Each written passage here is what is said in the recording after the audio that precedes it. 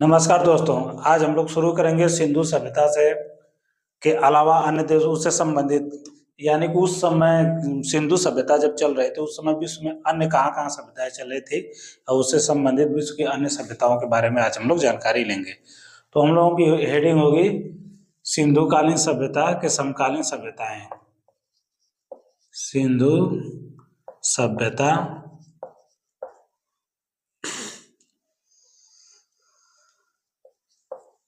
सिंधु सभ्यता के समकालीन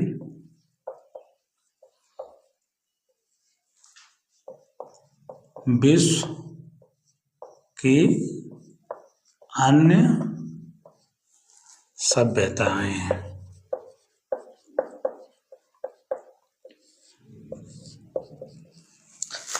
तो आज हम लोग इस पर चर्चा करेंगे। हम लोग देखेंगे कि क्या सिर्फ हमारे देश में सिंधु सभ्यता थी, तो विश्व में कहीं अन्य देशों में भी ऐसी सभ्यताएं थी। तो अगर हम उसका अध्ययन करते हैं तो हम लोग पाते हैं कि विश्व में उस समय अन्य सभ्यताएं थी, जिसमें हम लोगों की प्रमुख सभ्यताएं आती हैं। एक है पहले आपकी मेसोपोटामिया की सभ्यताएं।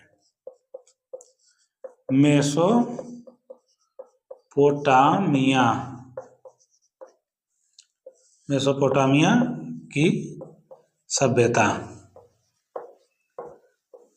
यह सभ्यता विश्व की सबसे प्राचीन सभ्यता मानी जाती है। क्यों? क्योंकि हम लोग देखेंगे इसकी टाइम पीरियड जो थी 10,000 ईस्वी पूर्व थी।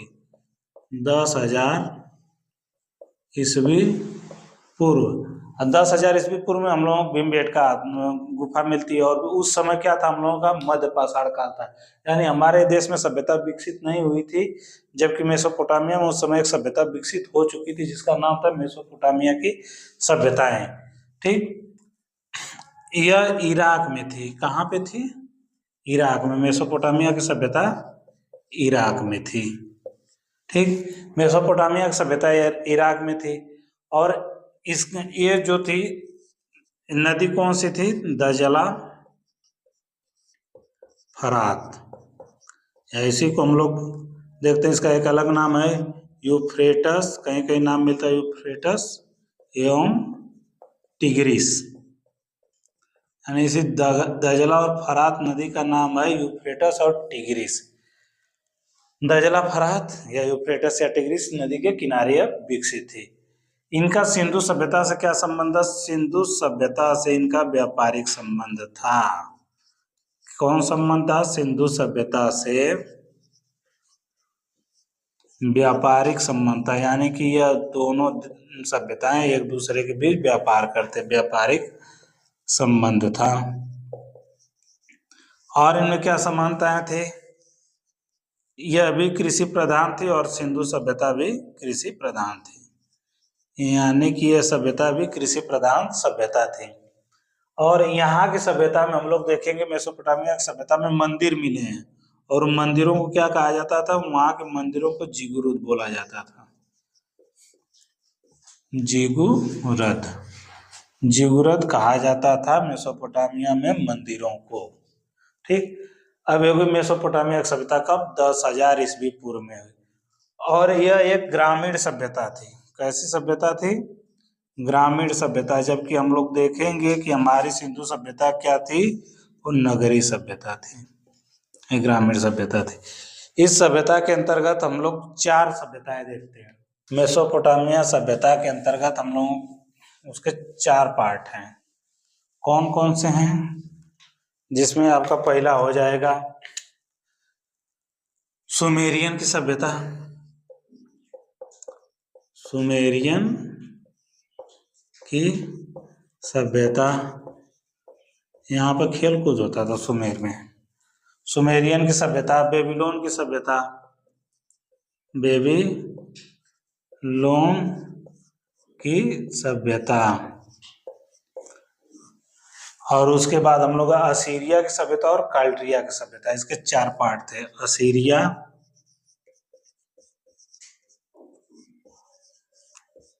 की सभ्यता और काल्ड्रिया की सभ्यता। बेबीलोन की सभ्यता जो थी, यहीं पे क्या हुआ था, यहाँ पे झूलता हुआ बगीचा है। झूलता हुआ बगीचा कहाँ है? बेबीलोन में। और बेबीलोन में क्या है? यहीं पर सिकंदर की मृत्यु हुई थी। सिकंदर की मृत्यु बेबीलोन में हुई थी। ये 4 सभ्यताएं थी मेसोपोटामिया सभ्यता के अंतर्गत। अब हम लोग देखेंगे उसके बाद दूसरे नंबर की सभ्यता हम लोगों की हो जाएगी। पहले हम लोगों की हो गई मेसोपोटामिया, दूसरी हम लोग देख लेते हैं टाइम पीरियड के हिसाब से चीन की सभ्यता। देखना तो चाहिए मिस्र की, लेकिन टाइम पीरियड के हिसाब से अगर हम लोग देखेंगे तो ये चीन की सभ्यता जो है, चीन की सभ्यता ये हमारी शुरू होती है 5000 ईस्वी पूर्व। चीन की सभ्यता जो थी ये वांगहो नदी के किनारे विकसित थी। वांगहो नदी के किनारे, वांगहो नदी के किनारे। इसी नदी को चीन का शोक कहा जाता है। चीन का शोक भी कहा जाता है। इसी को पीत नदी या पीली नदी के नाम से भी पुकारा जाता है। और चीन की सभ्यता में और क्या फेमस था? चीन की सभ्यता में चीन की दीवार। चीन की दीवार सबसे फेमस चीज है। चीन की दीवार यह धरातल पर उपलब्ध मानव द्वारा निर्मित सबसे बड़ी और सबसे लंबी दीवार है। चीन की दीवार। चीन की दीवार बनाई कब गई? 2री शताब्दी ईस्वी पूर्व में। इसको बनवाया कौन था? वांगहो टी नामक राजा ने इसको बनवाया था। ये है हम लोगों की चीन की सभ्यता। अब हम लोग देखेंगे तीसरे नंबर पे मिस्र की सभ्यता।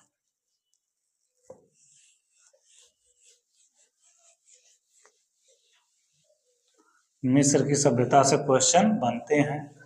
अन्य को तो इससे भी बनते हैं, लेकिन मिस्र की सभ्यता से क्वेश्चन हमेशा बनते हैं और बहुत ज्यादा टफ नहीं है। मिस्र की सभ्यता यह हुई थी 3100 ईस्वी पूर्व में। मिस्र की सभ्यता 3100 ईस्वी पूर्व में। मिस्र जो है अफ्रीका महाद्वीप का एक देश है। अफ्रीका महाद्वीप में आता है। अफ्रीका महाद्वीप में आता है और नील नदी के किनारे है। यह सभ्यता कहाँ विकसित हुई? नील नदी के किनारे। नील नदी क्या विश्व की सबसे लंबी नदी है? नील नदी के किनारे। और हमारे जो इतिहास के पिता हैं हेरोडोटस जी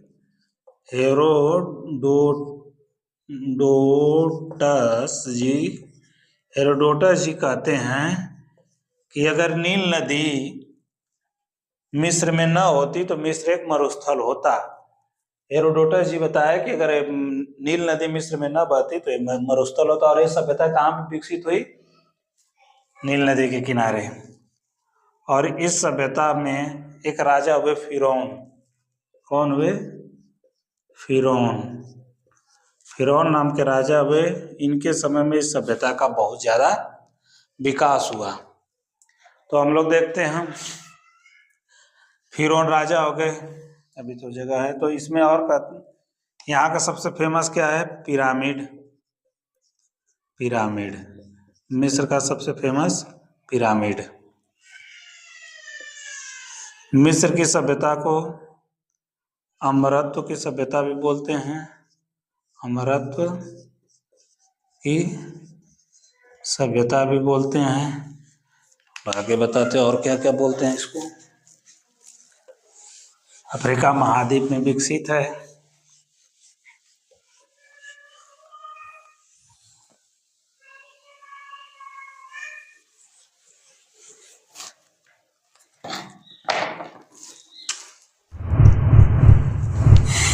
इस सभ्यता को मकबरों की सभ्यता भी कहा है। मकबरों का था, मकबरों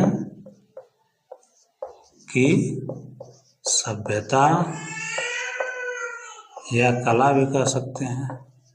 क्यों? क्योंकि इस समय सबसे ज़्यादा यहाँ पिरामिड बनाए गए, बहुत बड़े बड़े पिरामिड बनाए गए। शुरुआत कौन किया था? फिरौन ने। ठीक। मकबरों की सभ्यता या कला में यहाँ मृतकों पे एक पुस्तक लिखी गई है, यानी कि the death of book, the death of book इस सभ्यता के अंतर्गत आता है। और यहाँ का सबसे फेमस जो है पिरामिड, कहाँ का फेमस है? गीजा का पिरामिड। गीजा का पिरामिड यहाँ का सबसे फेमस है। इन लोगों का रसायन शास्त्र बहुत मजबूत था, क्योंकि ये लोग मम्मी बनाते थे, जो यानी मम्मी किसका था? वहाँ के राजा राजकुमार या रानियों की जब मृत्यु हो जाती थी तो उनके शरीर पे एक लेप लगाते थे, और उस लेप को लगा के उस पिरामिड के अंदर रखते थे। और इनका मानना था कि जिस दिन कयामत के दिन, या मुस्लिम धर्म बोला जाता है कयामत के दिन, यानी कि जिस दिन ईश्वर न्याय करेगा उस दिन ये लोग फिर वापस आएंगे। तो वापस आने के लिए इनको रखते थे। साथ साथ उनके मम्मी, इसको बोला जाता था मम्मी। मम्मी के साथ साथ क्या रखा जाता था? सोने चांदी के आभूषण। वो अपने दैनिक जीवन में जिन चीजों का प्रयोग करते थे उसको रखा जाता था। दैनिक जीवन के प्रयोग की वस्तुएं, यहाँ तक कि उनके कुछ उनके सेवक एवं सेविकाओं को भी मार के रख दिया गया। सेविकाओं को भी मार कर उनके साथ रख दिया जाता था। उनके साथ रख दिया जाता था कि इस आत्मा की सेवा करने के लिए भी कोई न कोई होना चाहिए। और इस समय ये लोग, इन्हीं लोगों ने सूर्य कैलेंडर, मम्मी, सूर्य के द्वारा इन्होंने कैलेंडर बनाया, मम्मी बनाया। और इनका रसायन शास्त्र जो था सबसे ज्यादा उत्तम था। रसायन शास्त्र, इनका रसायन शास्त्र इतना उत्तम था कि जो मम्मी बनाए आज तक उस वैसे के वैसे पड़ा हुआ है, यानी न जाने वो कौन सा रसायन का प्रयोग किया कि आज भी मम्मी उसी तरह उनकी सुरक्षित हैं। ये चीजें हो गई हम लोगों की। ये 3 सभ्यताएं जो कला में अक्सर पूछी जाती हैं। तो टोटल 4 सभ्यताएं हो गई हम लोग। सिंधु सभ्यता के बाद हम लोगों की आ जाएगी मेसोपोटामिया की सभ्यता, फिर मिस्र की सभ्यता और चीन की सभ्यता। इन सभ्यताओं से सबसे ज्यादा मिस्र की सभ्यता से पूछता है कि पिरामिड कहाँ के थे? गीजा के थे। मिस्र किस लिए फेमस है? पिरामिडों के लिए फेमस है। कौन बनवाया? फिरौन नामक राजा ने बनवाया।